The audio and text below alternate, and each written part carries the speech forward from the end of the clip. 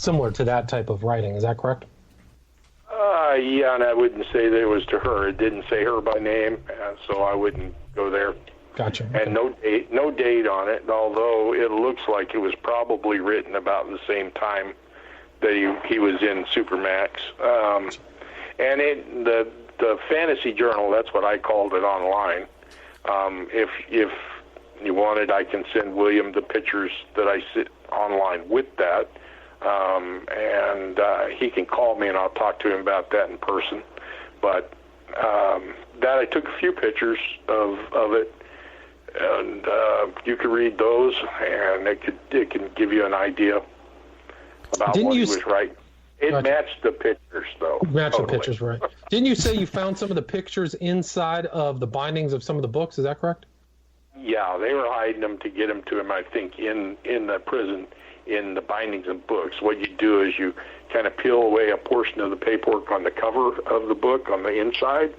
You stick the photograph in there, and then you re-glue it, and then they get it out when they get there. All the guards will do is they just flip through the paper, through the book, and see if there's anything in it, and pretty much that's it, because they got so much stuff to go through. Gotcha. And you can tell because they literally had cut out the picture out of one and peeled it away from the Polaroid that it was, and then stuck that in a book, and you could see the picture even though they had cut it out of that Polaroid.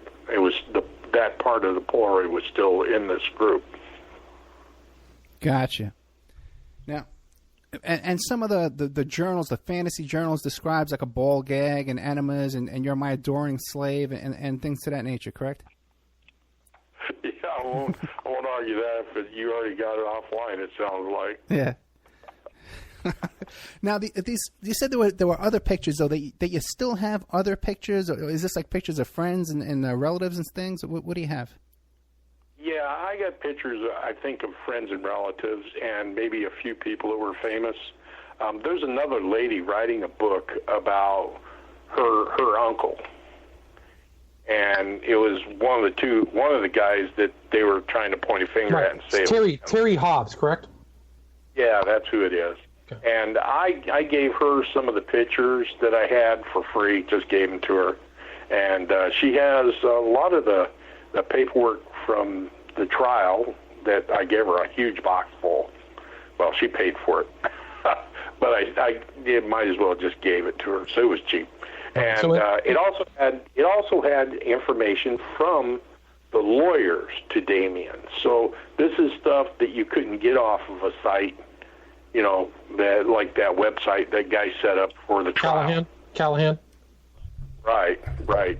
You won't find those from the lawyer to Damien on that because those are privileged. So I had a bunch of that stuff, and I'll let her have it. And it sounds like you know her, so I mean you can try contacting her and asking. She's a really nice lady. Well, Ed's done an interview with Terry Hobbs, so sure. That can be found on his YouTube channel. Vicky is her name. Gotcha. Oh, wait a second. Vicky. Maybe that's Vicky Hutchinson. No? Okay. Call me and I'll give you her name. Okay. I'm not going to do it on I got you. But did she seem sympathetic to Hobbs or anti-Hobbs? Hobbs? No, that's her uncle. Okay, so she was... It? Okay. Hobbs... no, he asked, was she against her for? Against her for Hobbs? Yeah. And that was the guy that was the stepfather of one of the boys, right? Right. Correct. Yeah, she was for him. Okay. She's writing a book to try and clear up all the slander that she says these guys are putting out there about him. Okay, great. She's real upset about it. Pardon? I said, great. Now you say there's famous people, too, pictures of famous people. Who do you got? Oh, yeah. There was a lot of them. I actually had a fellow over here that was involved in the case. I can't say his name. But anyway, he told me who a lot of the people were. He recognized them. And those I gave to her also. So she has those, too. Do you remember any of the names? No, I don't. The guy who came over, is his name Sean? I can't say no names. I know who I don't know who he... I'm old, I forgot. Okay. I'm all friends with him, too. So, all right. So, to famous people, and you still have those pictures, or they're all gone now? Yeah, all the photos are gone. I have some that I'm going to send to William, and that are just pictures of friends, family, and maybe some famous people. I also got photographs that were copied during the time they were making the first movie about him that was for him in his favor, where they were taken of him at Supermax. And I have one color, and then the rest are all black and white, and they are copies on copy paper. But I saw the pictures in one of the films, so I got like 20 or so of those that I'll be putting online and selling those also. Those are probably one of a kind also now. The correspondence between Damien and his attorney, can anything interesting pop out of you in that? Well, yeah, some of them. One of them is really cool. Just plow right into this. I have an unabridged copy of Devil's Knot, and it says, "Advance uncorrected proofs.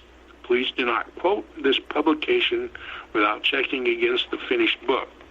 And I have a letter from his lawyers, and on 9/7/2004, they traveled from San Francisco to Little Rock to review The Devil's Knot. And my assumption is there were Damien's lawyers, so they were reviewing it to see if there was any mitigating stuff against him in it, and they took stuff out. So this is probably one that has a lot of stuff in it that didn't end up in The Devil's Knot. Now, I'm not sure what year they actually published The Devil's Knot, but it wasn't in 2002. If they went up there in 2004 to review it before it was published. So the note on this book is dated 8/1/2002 to Lori and Damien. With love, Mara. And it's a paperback with a kind of a better front cover and rear cover on it.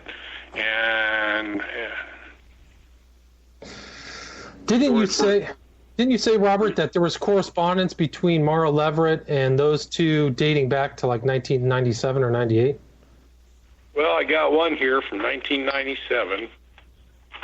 I can read that to you if you like. Yeah. Dear Lori, what wonderful books you sent. I am awed on this site. The choices of sites included powerful statement itself, and of course, the quietness and ordinariness of so many of the places shown is powerful, iconic too. I really like the book. I am especially pleased that you, with your interest in landscapes, saw fit to give it to me. Thanks so very much. Also, thanks for our Sunday breakfast and ragoon. Everything considered, I think you would have saved money staying at the Super 8. But I'm so happy you didn't. All right, so yeah, but by this time, they were raking in money from people sending in donations. So she didn't stay at the cheap places anymore. Interesting. That's incredible. That was published even before Leverett published The Boys on the Tracks. That correspondence was just before that. This was dated May 7th, 1997. Whoa. I'll read you the rest now. As it happens, it isn't there an odd little story for everything? I have a connection to one of the sites that Joe Steinfeld depicted in the School of Colorado. I attended a small Catholic girls' school, about 100 students in all. During my senior year, I was president, actually, on the society, a society devoted to our Blessed Mother. Everyone in the school belonged. The vice prefect was a junior named Kathy Power. Kathy was a fine student, a state winner of the Betty Crocker National Cooking Contest. I believe she attended Smith College on the National Merit Society. Well, in the book, a photograph of the Nepali restaurant in Eugene, Oregon. Kathy Colwell in the book is a photograph of the Nepal restaurant in Eugene, Oregon. Kathy co-founded it and worked there under an assumed name for several years. For 23 years, she was a fugitive, wanted for her role as a getaway driver in a 1970 bank robbery in Brighton, Massachusetts, during which the police officer was shot and killed. Catherine Power finally surrendered in 1993. I have written to her in prison, and last year received a Christmas card from her and her family. Meeting you and getting to know you just a little was a treat, but you are, as Linda said afterward, the genuine article. It is not often to encounter people who mean so much to me so quickly. I have missed you too, as I know Linda has as well. I like thinking that you will be moving to this part of the country. New Orleans is a lot closer to us than New York.